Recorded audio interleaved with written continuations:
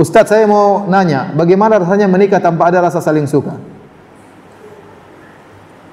Karena ana dipertemukan dengan si fulan hanya sekilas dan tidak berani bertatapan. Dan enggak disangka besoknya ana dilamar. Karena niat saya menikah muda itu dari umur 18 tahun. Alhamdulillah dikasih sama Allah umur 19 tahun. Dan insyaallah bulan Syawal ini akad nikahnya. Jadi apa tidak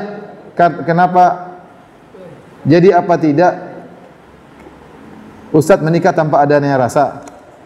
Jujur untuk anak muda zaman sekarang mencintai tanpa ada rasa akan terasa hambar. Bukan cuma zaman sekarang, jadi zaman dulu. Atau inikah yang dinamakan saling mencintai karena Allah?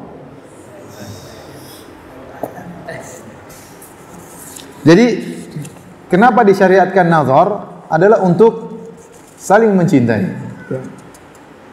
Rasulullah SAW menyuruh sahabat untuk nazar, lihat. Ya, sungguhnya di mata wanita Ansor ada sesuatu, kata Nabi SAW. Dalam riwayat yang lain supaya agar liyudima bainakum, atau kama qala Nabi SAW, agar lebih langgeng pernikahan kalian. Jadi kalau kita suka dengan istri kita itu lebih langgeng. Kita suka dengan suami kita itu lebih langgeng. Jadi di antara sunnah Nabi nazar. Nabi yang suruh apa? Nazar. Bahkan Nabi pernah ingin melamar seorang wanita dan Nabi tidak bisa nazar, Nabi suruh istrinya yang nazar. Suruh lihat. Kata Nabi SAW, "Unduri ila urkubaiha wa summi awaridha." Kata Nabi SAW, lihatlah bagian kakinya, tidak tahu dijadikan dalil apa, kemudian cium bau mulutnya, kata Nabi. Khawatir cantik aja tapi ababnya bau. Jadi masalah, artinya Rasulullah SAW ingin lihat kebersihan wanita tersebut. Jadi kalau mau nikah, nazar, lihat. Ya. Jangan asal-asalan ya. Karena kalau sudah tidak saling mencintai, khawatir pernikahan tersebut akhirnya berisi dengan penderitaan. Ya. Benar kata orang, cinta bisa dipupuk belakangan, dan itu benar.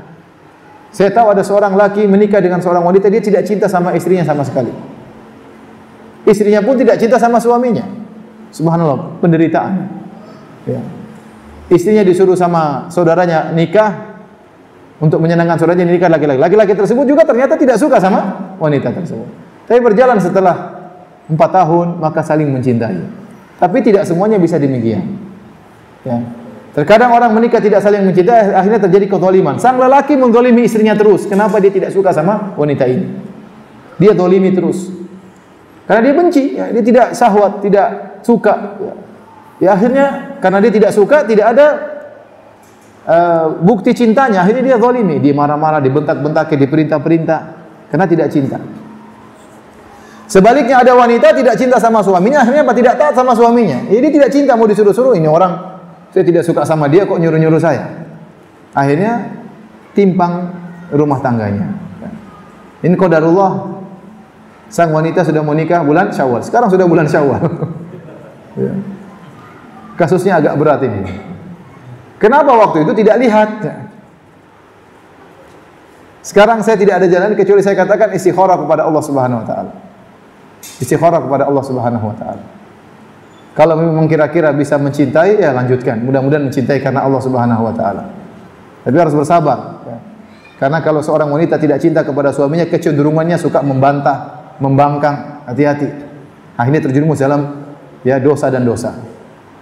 Kalau memang kira-kira dia tidak bisa mencintai dan dia khawatir berakhlak buruk pada suaminya, mending dibatalin. Dan tidak ada yang bisa beri petunjuk kecuali Allah Subhanahu wa taala. Maka istikharah kepada Allah Subhanahu wa taala.